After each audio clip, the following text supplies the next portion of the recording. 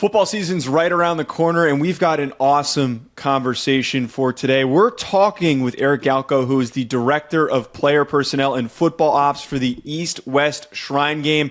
They put out their watch list for all of the prospects that you need to know for the 2026 NFL Draft that could be participating in their game come the end of the cycle.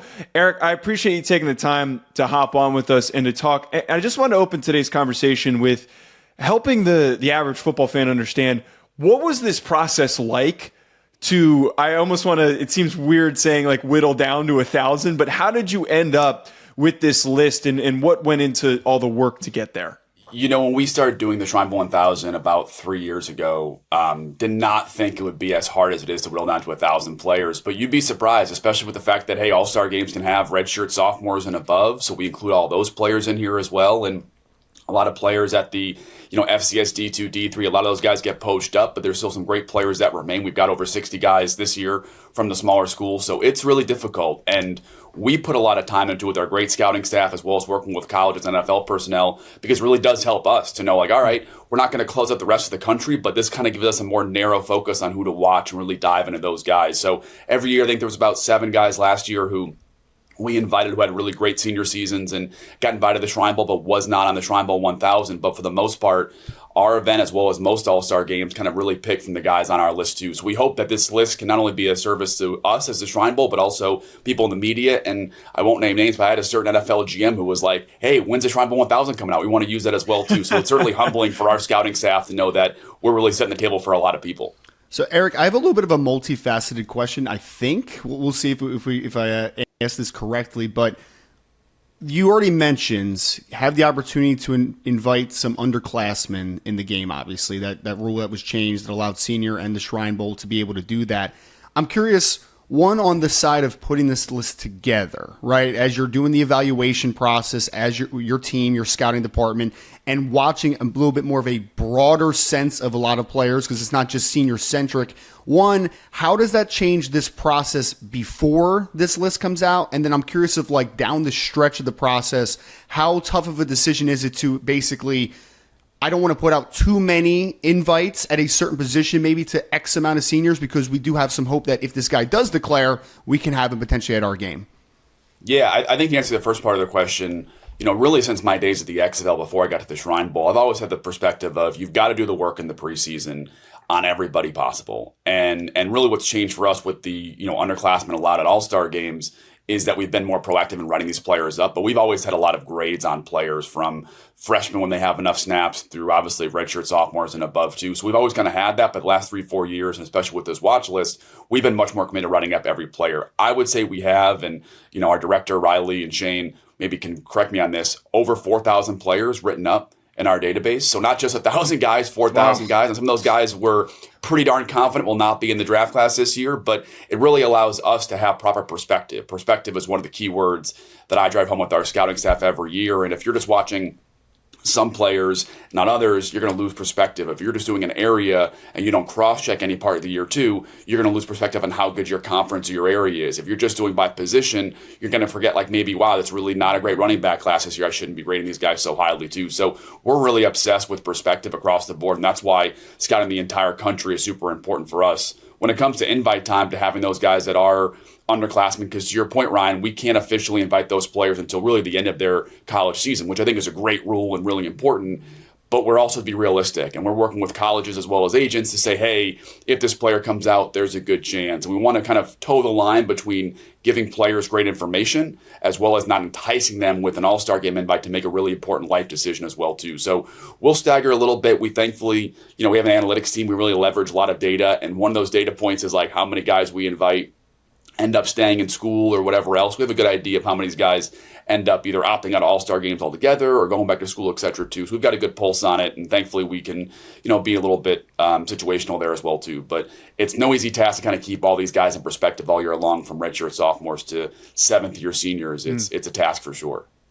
So with that in mind, and talking about these underclassmen and transitioning over to looking at this list of amazing players that you've put together, was there an underclassman this year that you and your team watched that you was like, oh my God, this kid is unbelievable. Like, I really hope that he declares. I hope that we get a chance for him to participate in the game. Was there anyone who caught your guys' attention?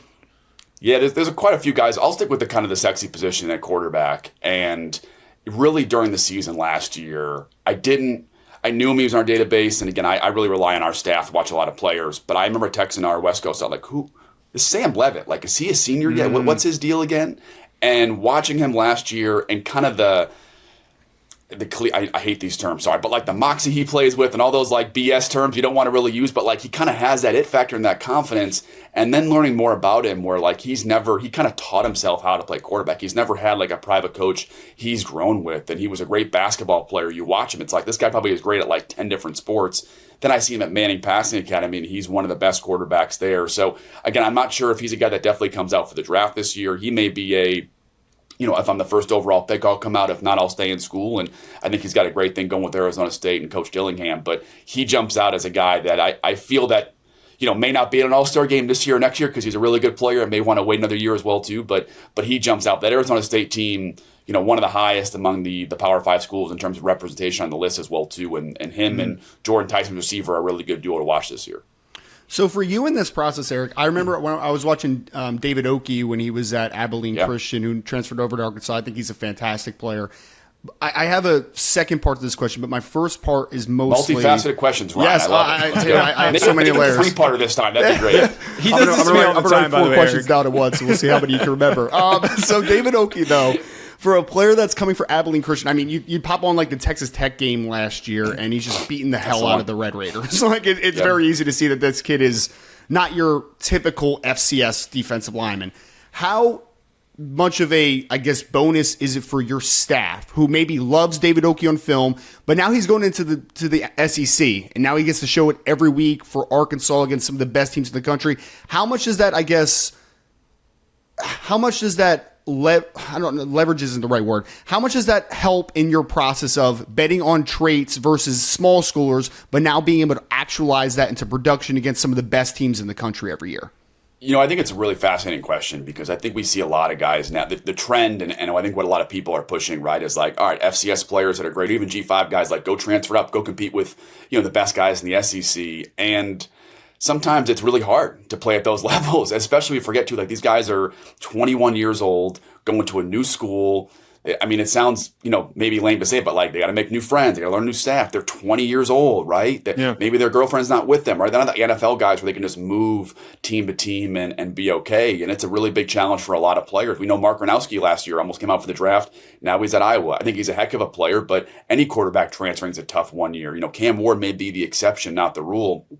And I think for David Oakey, I think he's going to be fine in Arkansas. He's going to be a really high-level player. I'm really excited. And we, as in the Shrine Bowl, the All-Star Games, NFL teams, benefit by far the most than maybe David Oakey does, right? Because now we get a chance to really know if he's a really talented player, whereas Abilene Christian, we know the talent's there, but we have to kind of like guess a little bit on what he may do in the NFL level, and that usually benefits the player. So I do hope players kind of see that, hey, sometimes just transferring, quote-unquote, transferring up and being up there is not always in their best interest. It's an NFL team's best interest. But I think for David's standpoint, like, yes, we've got his report at Abilene Christian, and when we enter the season, right now our scouts have kind of finished up their grades, but looking at the year, I always ask our scouts, hey, for guys graded, draft bull and above, give me the 2 or 3 things you want to see this year, right? Don't just we're not going to rewrite the report at Arkansas, right? So hey, give me the 1 or 2 things that are really important to see, not just for transfers, but for all players. It really allows our scouting staff to be really pointed in what they're watching in September, because as an all-star game, we don't have the benefit of waiting for 4 months, right? We got to start,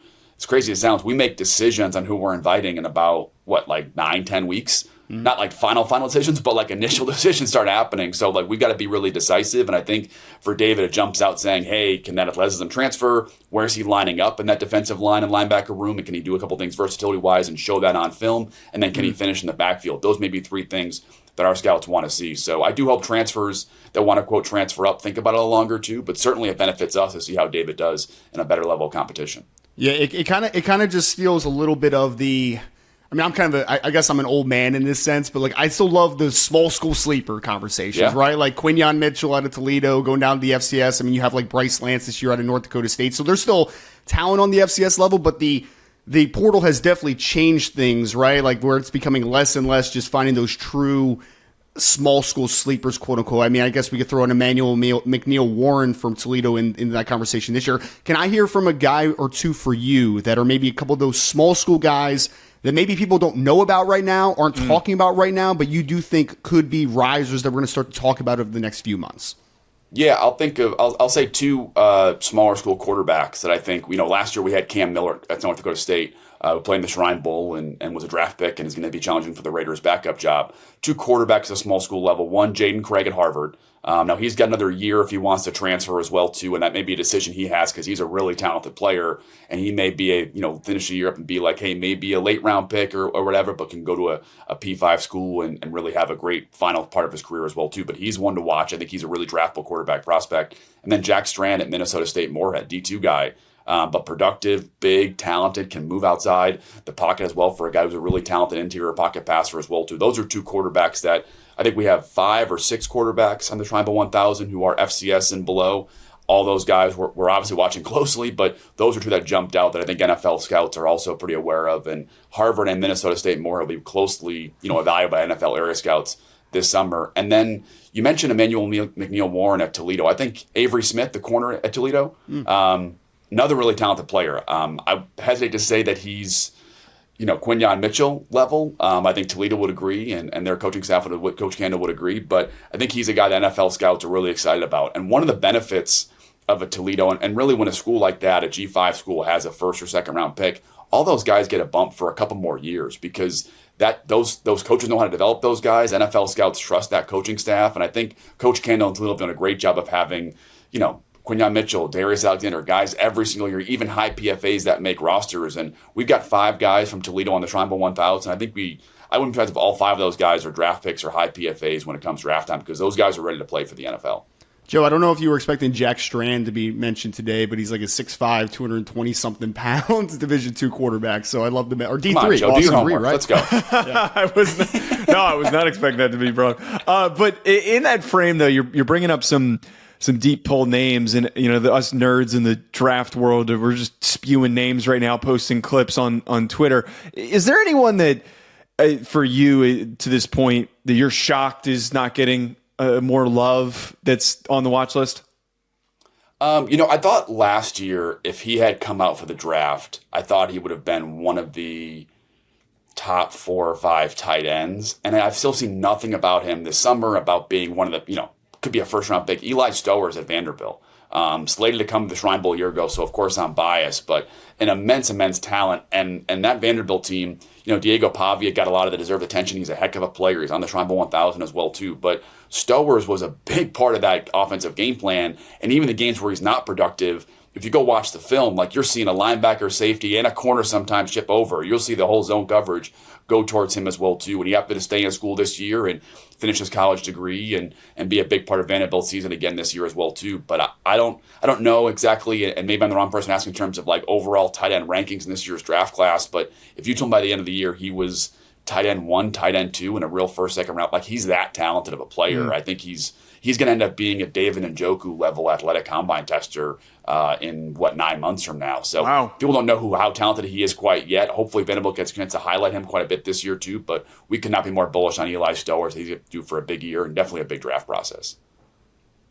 Yeah, it's a great. It's a really good senior tight end class. I thought you were going to hit with the John Michael Gillenborg out of Wyoming. That's He's another talented one as well. So all name team too. Yeah, great, honestly, absolutely great. Apparently he only played Joe. Apparently we haven't talked about him, but apparently Gillenborg only played 3 high school football games or something like that, and got a couple. We did talk about him, but yeah, he's got weird background, very unique background. Well, you mentioned one, Eric. I'm really interested on. You mentioned him, and maybe we can expound upon him a little bit. But you mentioned Diego Pavia, obviously, who is, how do you not love that kid, right? Just hearing how he speaks about Vanderbilt and how confident he is and everything he's doing. I guess maybe some thoughts on him it's a talented quarterback class. There's a lot of names to talk about, but it is a little bit wide open. So we'd love to hear about a little bit more about Diego and just kind of your early impressions of him as a prospect. I was looking for my DMs because Diego DM'd me last year being like, "You better watch out!" Like Nice. by like week 4 of the season. Of Remember course that he big did. game too. Yeah, it's awesome, and I love the message. I'm like, I appreciate this man too. I love when players reach out or players have a chip on their shoulder. Or I had a guy last year I saw on the Big 12 media day. I won't name the player, who was like, "Why didn't you invite me last year? What's your problem?" I'm like, I love that, because these guys should be competitive, and I take this job seriously. But if I also can't take it, a joke once in a while, it's great as well too. But Diego's, a heck of a competitor. And I remember last year when, the NFL was likely, before he got his kind of exception to come back to school, I talked to a lot of teams because, we saw Tommy Malott get drafted, right? And teams are very open to having guys change positions. And Diego might be a quarterback, but he's such a tough athlete that I had some teams said, like, we'd love to try him out at safety. Some teams said, like, slot receiver. Some teams said, like, I don't know, let's go to camp and may have him be returner.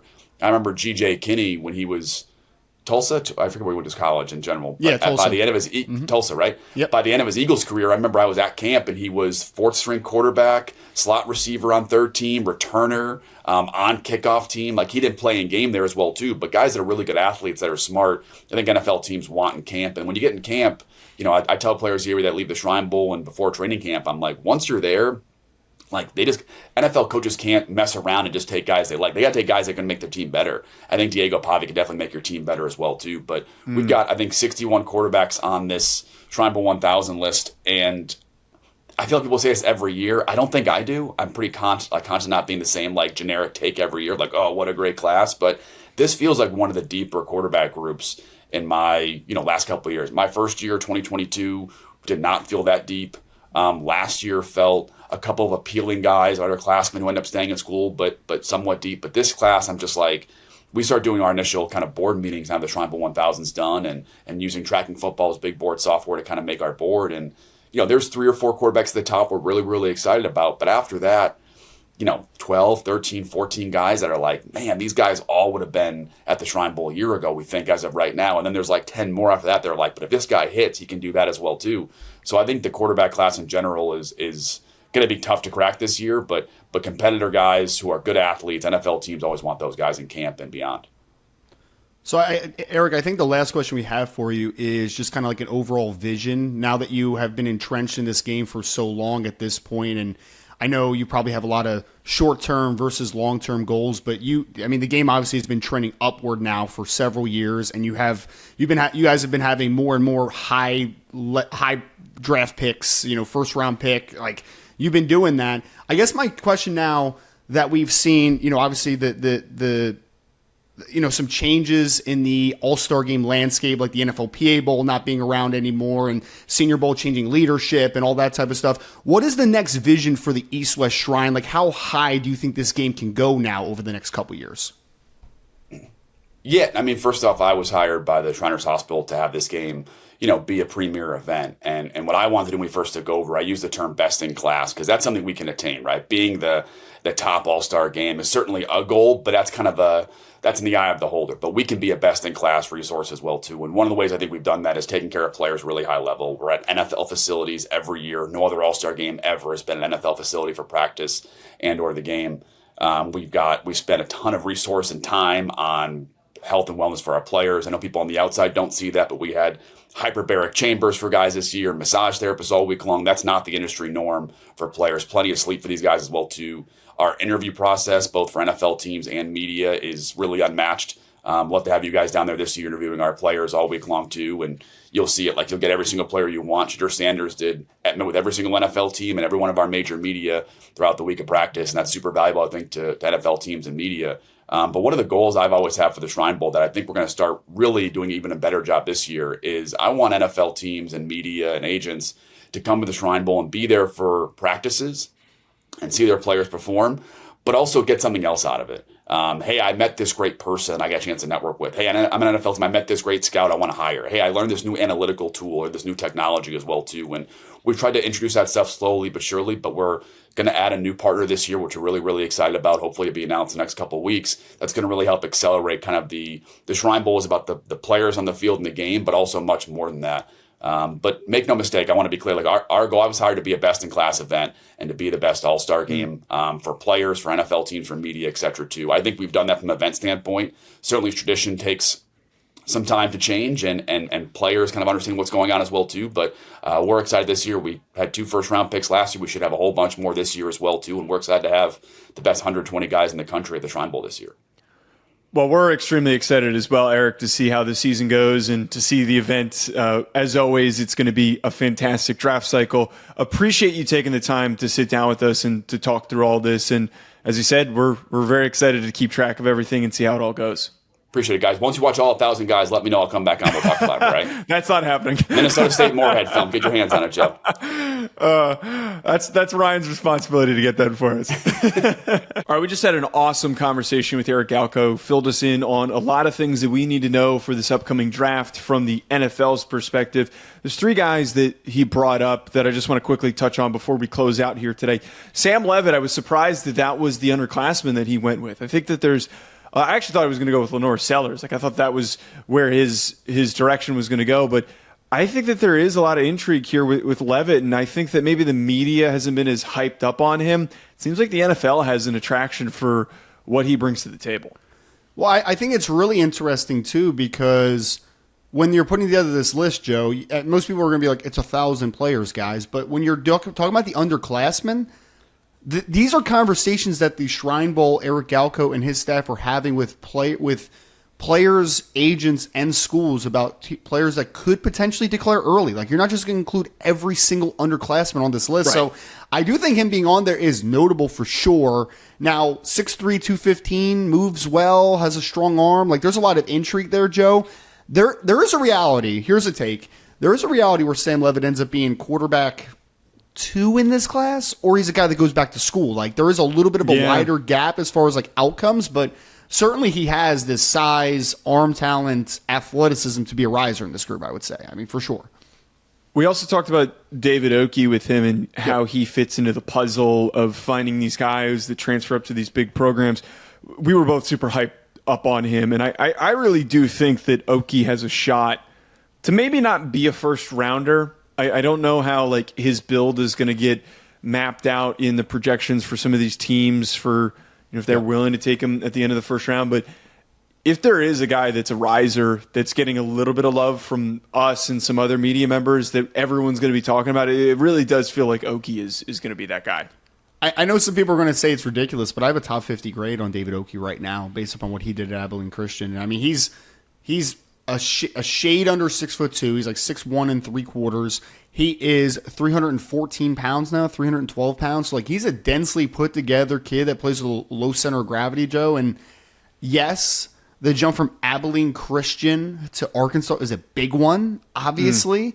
But when you isolate the explosiveness that kid has, the penetration upside that kid has, the body type, he reminds me a whole lot of Javon Hargrave. And Javon Hargrave was also a kid that came out of the FCS conference as well. So, yeah, I'm hyped up on David Oki. I'm excited for him to see what he does at Arkansas. I mean, he's going to have opportunity to play against a lot of good offensive linemen in 2025. And then if he ends up at the Shrine Bowl or the Senior Bowl, he has a chance to really show that he is that type of riser in this group for sure. Last sort of guy that we haven't gotten to our safety rankings yet, but Emmanuel McNeil Warren is super, super talented coming from Toledo. It's kind of crazy that we're landing in this world where there's all of these Toledo guys that are just popping up on draft cycles. We had Darius Alexander last year. What caught your attention with him, and why could he also be one of these players that stands out amongst the 1,000 that were on this watch list? I put a top 100 grade on him 2 years ago. 2 years ago, I was watching Quinyon Mitchell, and I'm like, who the heck is that kid? Because the other safety had some hype, too. Remember Maxon Hook that was in this last year's draft? Yeah, he was in both of our top 10s. Yeah, he had some hype in this past draft, and they're well liked. I think he actually ended up going undrafted. I think, don't quote me on that one. But regardless, Maxon Hook, you had Darius Alexander, you had Quinyon Mitchell, a very talented group of defenders that Coach Candle has been able to put together for Toledo and his staff. But Joe, that's a kid that is 6'3", that is 200 plus pounds, that has played on the roof, that has played down in the box. I really like Emmanuel McNeil Warren. He was almost going to be in the 2025 NFL draft class, but he got hurt down the stretch for Toledo. So I think that injury kind of set him back a little bit and made him go back to school. But yeah, I think he's the next Toledo prospects, and we've seen it again with Quinyon, Darius Alexander. I think he's the next Toledo prospect that ends up going top 100 in the 2026 NFL Draft. Folks, that's going to do it for us today. Make sure you hit that subscribe button, hit the like button on the video, and then comment below who's a guy that you're excited about for this 2026 draft class. Let us know. We'll talk to you later.